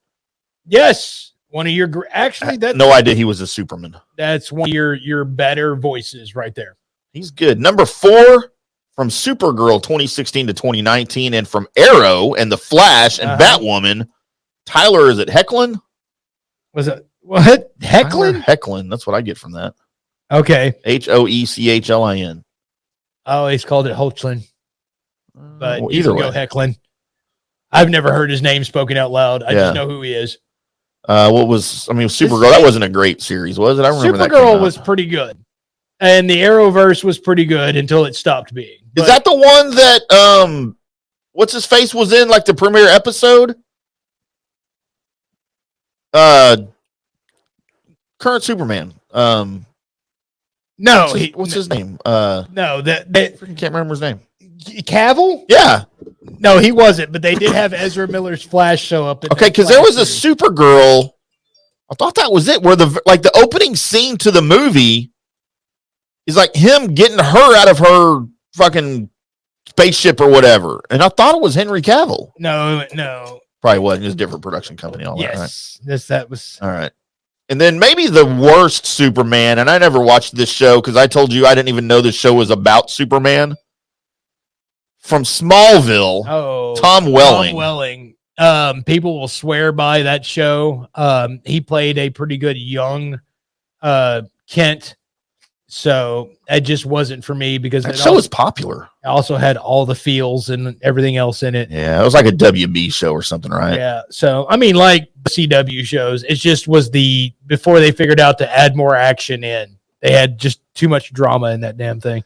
And Colby, we're down to the final 2, and there's 2 big names we haven't mentioned. Right. Christopher Reeve, now this is Ranker. I don't know which one's going to be Henry and which one's going to be Christopher, so go.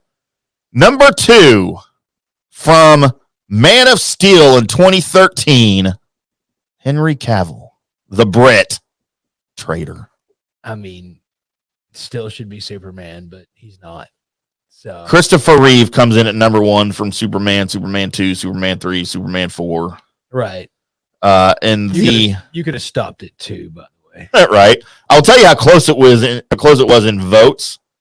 So Superman, Christopher Reeve received 3,463 votes. Uh-huh. Henry Cavill, 3,458 votes. Like, we could upvote Henry Cavill 5 times and he would be number 1 on the list. It's like that close. I mean, nostalgia and everything as far as for Christopher Reeve, yeah, awesome. But who played the character the best, it was Henry Cavill. Huh. You know what? I don't dispute that. I mean, I'm partial to Christopher Reeve because, again, childhood, things. I also am not as partial to Christopher Reeve just because of Nuke Man or whatever the hell that was. Right. Let's go save the earth and all that bullshit. Right. That irritated the F out of me. But like when Star Trek went to go save the fucking whales, I give a that was one of my favorite Star Trek movies. Fuck the whales. Because they were in San Francisco, like 1987. I know, is to save the whales. They somehow brought the just to have that one moment. Suck it. Save the sperm whales. Go suck a dick. Yeah. Well, they're all dead now, I think. No. I mean, William Shatner died years ago. Somehow he's still doing stuff. I don't know. He's not dead. Joining us now on the show, Grego, live from Monroe City. Live from Monroe City, Missouri. One bit, I can't hear you if you're talking. Please tell me you're not on mute. Come on, because he had himself on mute and didn't realize it. Mr. Big Red. What is up, boys? I have a 5 through 9, a pitching wedge, a gap wedge, a sand wedge, and a lob wedge. Whoa. He's a ginger. Whoa. He's a ginger. Big Red. Big Red. Give it to me, Lance. Give it to me. Of all the intros for Lance. Give it to me, Lance. So my mother's going to be sore for the next week. That's what you said. Uh-huh. Not going to lie. Uh-huh. Boys, it is time. Oh, shit. Just spilled beer everywhere. God damn it. Lance is on for 5 seconds and I spilled beer. Go figure. And now it's time to pick 'em with us, the Drunk Sports Podcast, in our NFL picks against the spread. All right, boys. Let's review quickly. It's not. Last week, and actually the week before. And you know what? I'll hear. Look, this is the only review we're doing. Big Red, I tallied up your numbers over the last month. Uh-oh. Are you aware that in 4 weeks, you have scored 10 points? You went 2 points last week, 2 points the week before, 4 points the week before that, and 2 points the week before that. Ugh. Yep. Sorry, so buddy. now I've looked up nothing. I've done nothing. We're doing these right off the top of the noggin. So let's go. Yeah. So our totals. Me was 76, Colby was 73, Big Red was 63. He's not even at the magical 69 yet. In our games this week, Cowboys play tomorrow. We will pick that game last because it's what we do around here. So let's start with the 7-8 Steelers at the 10-5 Ravens. At Baltimore, Ravens favored by 2.5 points with a 35.5 point total. Since Big Red's in last place, he goes for, I'm just kidding. That actually helped me out to know where not to go. Yeah, it would. Hey, let me go, and y'all can just go directly opposite of me. That made me feel better. Boys, I've watched both of these teams very closely. I'm just kidding. I've watched a Steelers game, and I haven't watched the Ravens all year. But I am shocked to find out the Ravens are 10-5. I had no idea they had 10 wins on the season. Yes, they do. I'm still going with the Steelers, and I'm going with the over. Colby.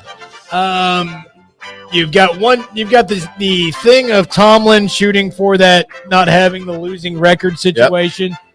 I am actually not sure who's starting at quarterback right now for your Baltimore Ravens. If it's one Lamar Jackson or if it's, I think he's still out, or if it's Huntley. By the way, Pro Bowler Huntley. So did you see that? He's like the 4th alternate Pro Bowl. With the both Ravens quarterbacks are alternates for the Pro Bowl. Right. It's 2.5. And what's the points? 35.5.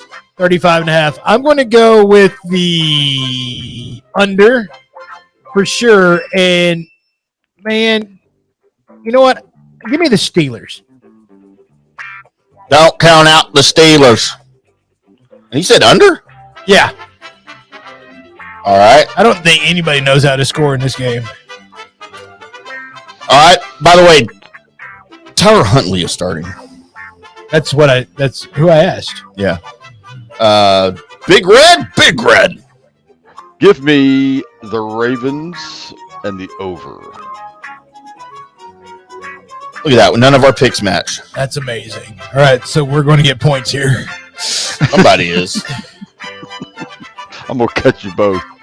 The 12-3 Bills visiting the 11-4 Bengals. This is kind of the big game of the week, I think. It is. The Bills favored by 2.5 points on the road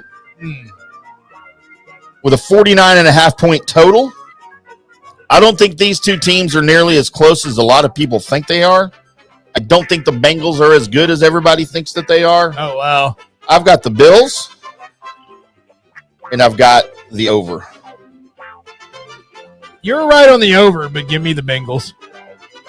I don't think the Bills are as good as people think they are. Big Red. Give me the Bengals and the under.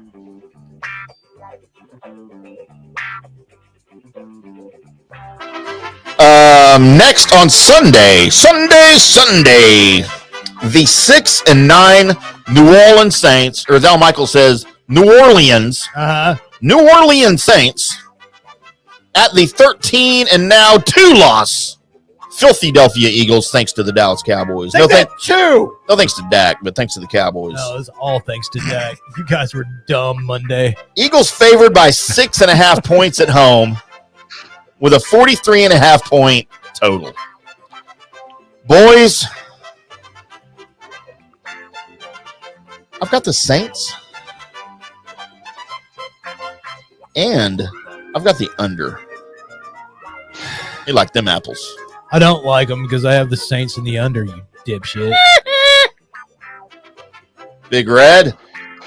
Give me the Eagles and the under. Oh, you should have went with the over just to go ahead and do the double shot of what I would have thought. Opposite of what we did. And we have in what could be the most important game of the week, the 6-9 Cleveland Browns belch at the 7-1 Washington Commandos. Somehow the Commandos are favored by 2.5 points at home. Yeah, because the Browns aren't that good. With a 40.5 point total, which to me was a shockingly high total. Yeah. By the way, Carson Wentz getting the start for the Commanders. Oh, never mind. They have benched Taylor Heineke. It's stupid. And it's beyond me. And it's not, because you know where this is coming from, right? This was not a Ron Rivera, we don't like the way Taylor Heineke's playing. This was a Daniel Snyder, we don't like that our $28 million quarterback isn't playing. Right. And it may be the second to last game of the season, but he's healthy. You need to play him so we know what we got for next year. Okay. There's no way they re-sign him, right? There's no way. There can't be. Well, I mean, there can because they're Washington and they're stupid. Well, I've got Washington and I've got the over. I've got the Washington pick I like because I don't see Cleveland getting a lot out of or massaging anything out of their quarterback position. But I'll give me the under. Big Red, do you want to massage his pick? I think the masseuse will show up and we're gonna take the Browns and the under. All right. Why don't you just rub it in? And then finally, boys, tomorrow night, live from Nissan Stadium in Nashville, Metropolis, Tennessee. I mean, that's what Metropolis was based on, Nashville, right? No. Oh, my bad. It's Washington, D.C. Superman. Yeah. The 11-4 Cowboys should be 12-3 if they'd have handled up business against the Jaguars. Or the Packers. Or the Packers. Yeah.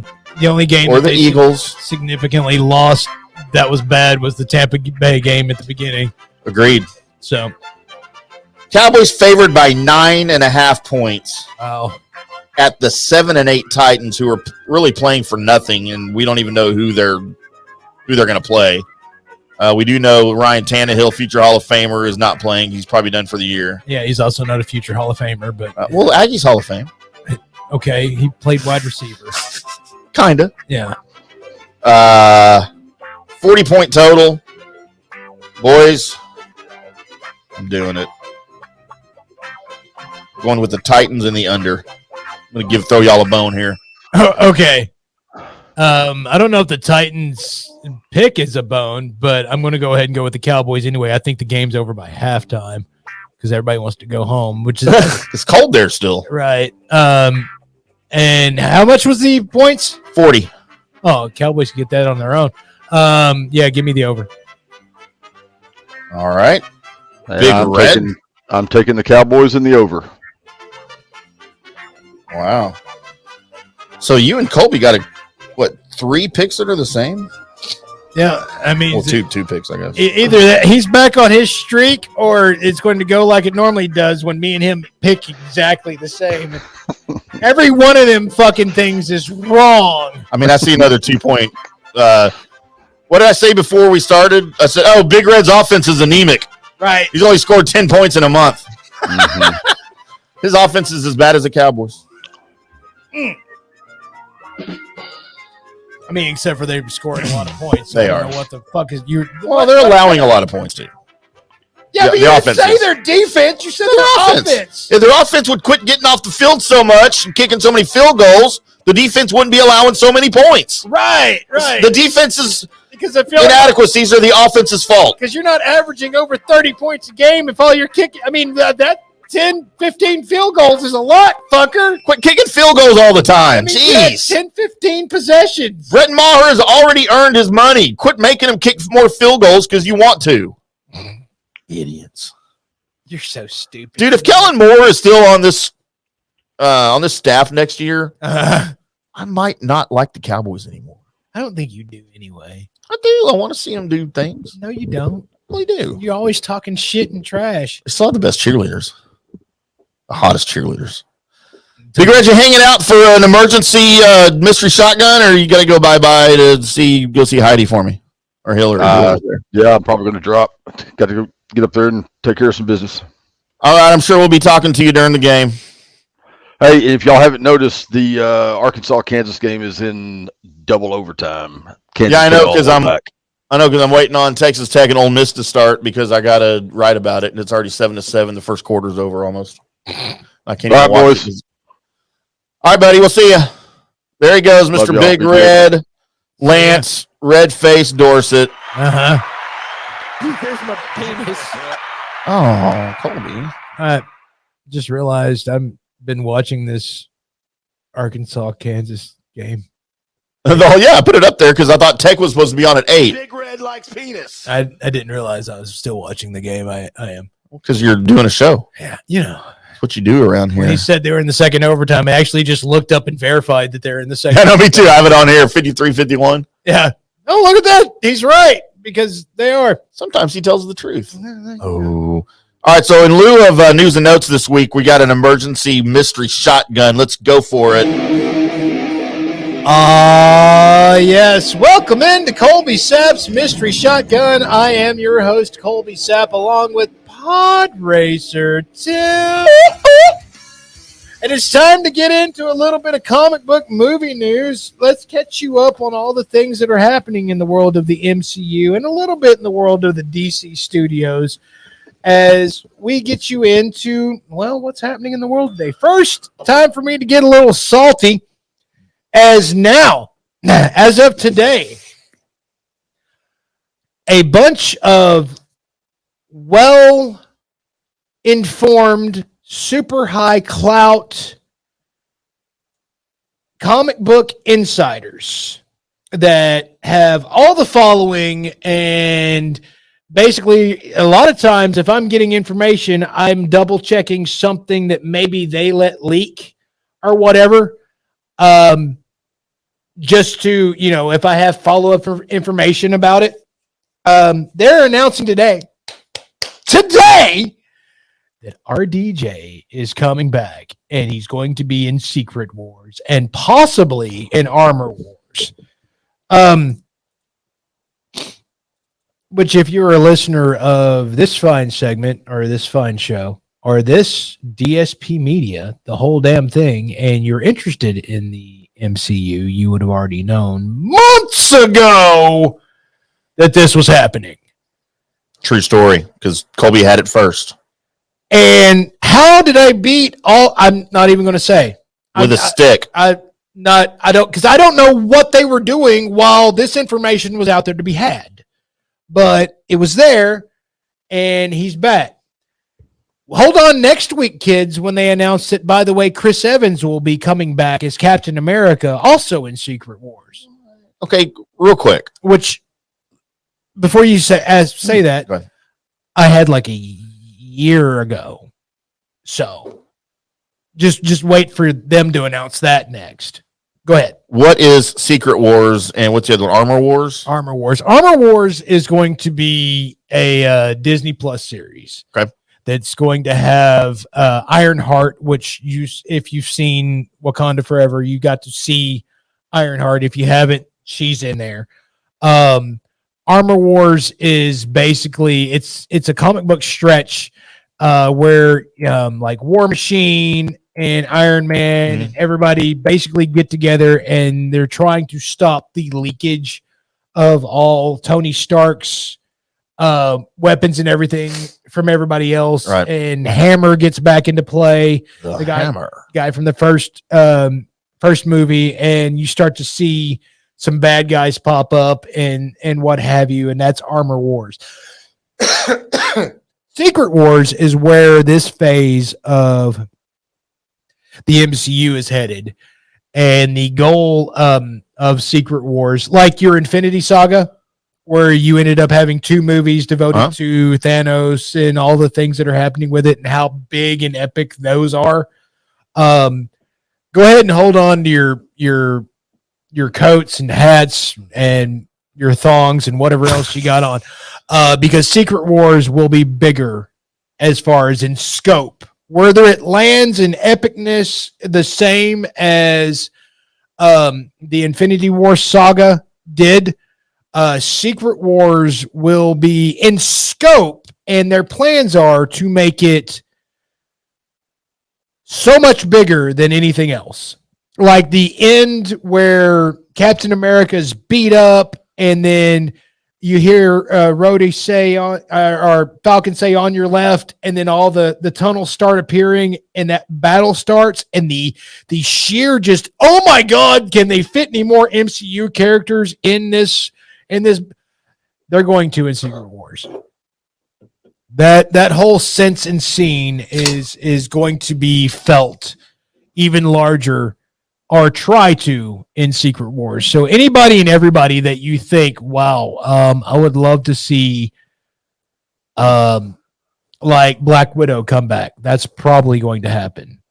She hasn't signed on yet, but Chris Evans and RDJ, according to me and the sources that I have already signed on. Wow. That's big news. So that's and like I said, that you've already known this. If you paid attention to the Mystery Shotgun, you already knew that these things were happening. Let's get into a little bit of Captain America New World Order. That's the new Captain America movie that will, of course, have, Falcon's version of Captain America in it. And what's happening in this movie is I'm finding out there's multiple bad guys. First of all, your Harrison Ford Thunderbolt Ross is going to be in this, and you will get to see the Red Hulk version, a Hulk version of Harrison Ford live on screen. That should be amazing. Liv Tyler, by the way, is in talks of coming back as Betsy Ross. She played, of course, sewed the flag. Betsy Ross previously in Hulk movies, and they're talking about her coming back to that. for my kids and anybody else that was fans of the Agents of S.H.I.E.L.D. TV series, Daisy, who also known as Quake in that series, her character she's coming back. So in what shape or form, I'm not quite sure yet. I do know she's signed on for something. So if you're a big fan of that, Daisy is back.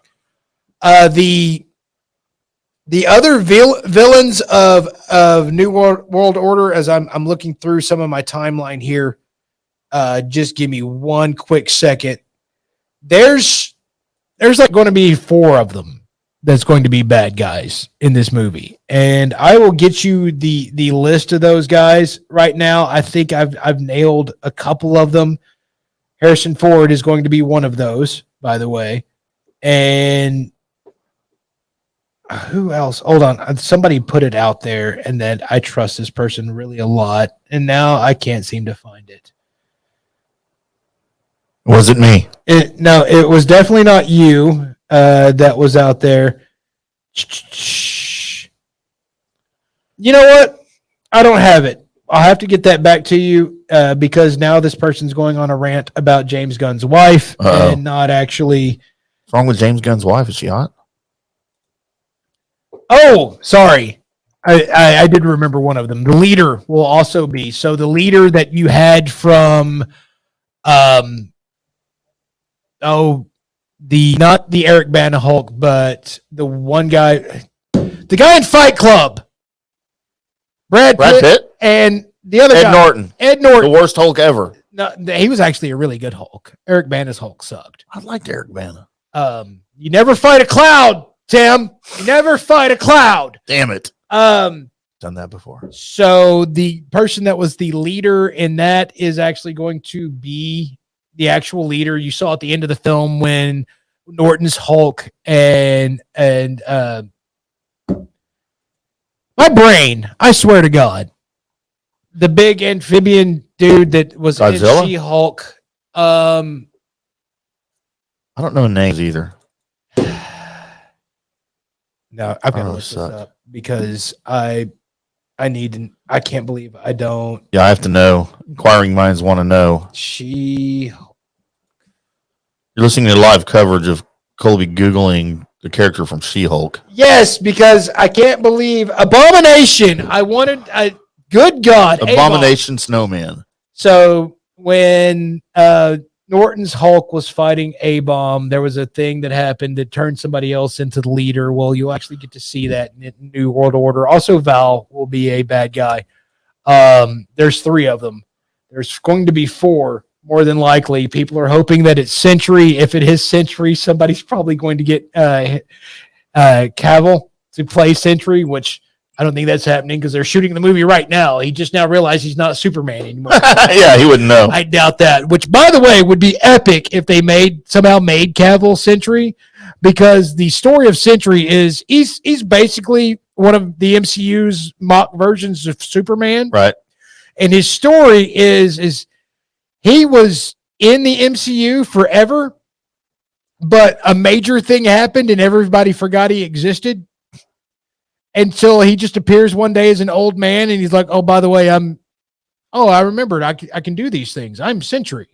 Oh, wow. And so everybody forgets about him, and then now they start to remember all the good things that he's done and what have you. So kind of a play of everybody forgot you were Superman. That's awesome. Situation. So that could be cool.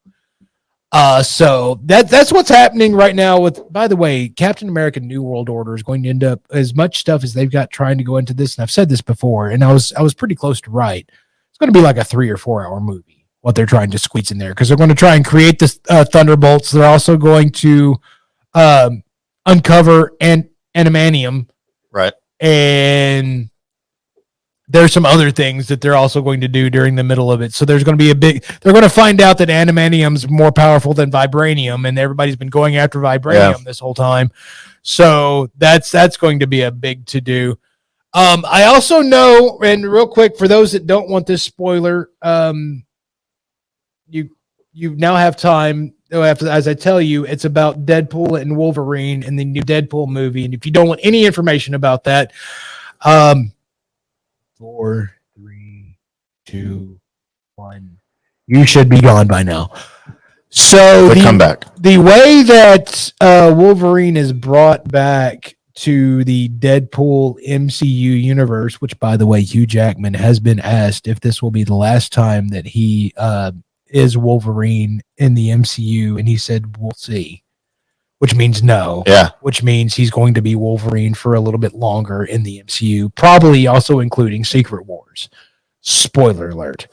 But how Deadpool is able to bring about Wolverine in the movie is, you remember at the end of Deadpool 2 where he got a hold of Cable's time machine and just went all over the place and like killed himself as Green Lantern. As Green Lantern, yeah, that was stuff really like funny. that, and killed the old version of Deadpool and all that. He still has it. The time machine? And he goes and gets Logan before he dies. Oh, wow. And that's how they're going to end up he's just going to be like, nope, you can't go that way that far. You're going to die. That's awesome. And so he catches him a few years before, the metallic adamantium poisoning happens, which ends up, being part of his death there in Logan because of his cell degeneration. Even though he has regeneration, you just get so old that you finally can't do that anymore. He finally does. So he's going to bring him back that direction. So that's how Wolverine is ending up joining, and also makes the Logan universe kind of complete on its own, because it still happens. It's just before all that does come to conclusion, he goes and gets him. And at some point, we'll probably end up taking him back once he's done with Secret Wars. Right. That kind of situation. So that's how all that happens. So again, everybody be excited. Robert Downey Jr. I'm excited. Is going to be Iron Man, like I said months ago. You called it. And just be on the lookout for Chris Evans becoming, donning the shield again and being Captain America in Secret Wars. He should be. That's what's going to happen in Secret Wars. It's everybody's there. Everybody that is going to be there. And if you ever thought, man, I'd sure like them to have that character, they're going to be there too. Is Natasha coming back? Everybody. Wow. Everybody's going to. They haven't signed her back yet, but I can already tell you that's more than likely going to happen. Best looking Avenger. So and then it was Scarlet Witch.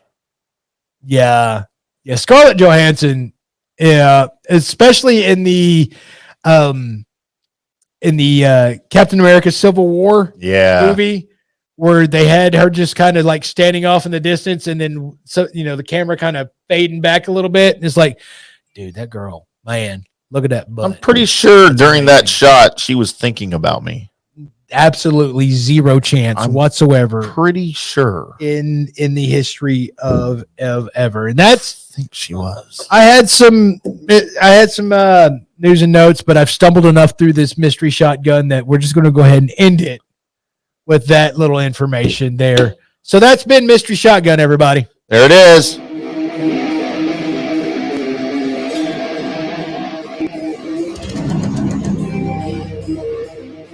Very good, Colby. Do you want to just like end the show? I did it very abruptly Monday. I did. I was like, okay, we're done. Bye. Let me tilt this up so everybody can get a good look at my face here real Please. quick and do that. And that's great for our audio listeners that I paused enough for you to look at my face. Congratulations. Look, everybody, it's another one of those into those shows, and I do need to pass on one little thing. Big Red normally tells you and thanks you for all the likes and the tweets and the Facebook comments and the thumbs up and all of that kind of good stuff, and we do appreciate it. But also, I do have a message for you guys. We are pushing forward as a company to be better and to move farther and to get this thing and kick it in the ass. And it's an everyday process. And it's something that we are searching for and trying to get to just for ourselves so that, we can prove that we can do this type of thing and be what we want to be. With that being said, if you're not chasing something, if you're not going after something in your life and not with a steady process to get yourself better in this life in some way, shape, or form, then either you have found the ultimate end and that's where you want to be at, or you need to find something to get after it. Because every day is a process, every day is a chase, every day is something you can be better at. So come along with us as we better ourselves and move ourselves forward. Take that one step, the next step's easy. Y'all have a good night. Thank you for listening to this episode of the Drunk Sports Podcast. Join us next time for a lot more alcohol and more drunk sports talk. Here's to you. This is the funnest night ever. We're all drunk. God damn it, Griggs. Shut up, Tim. We're not talking about my mother. Shots fired. Shots fired.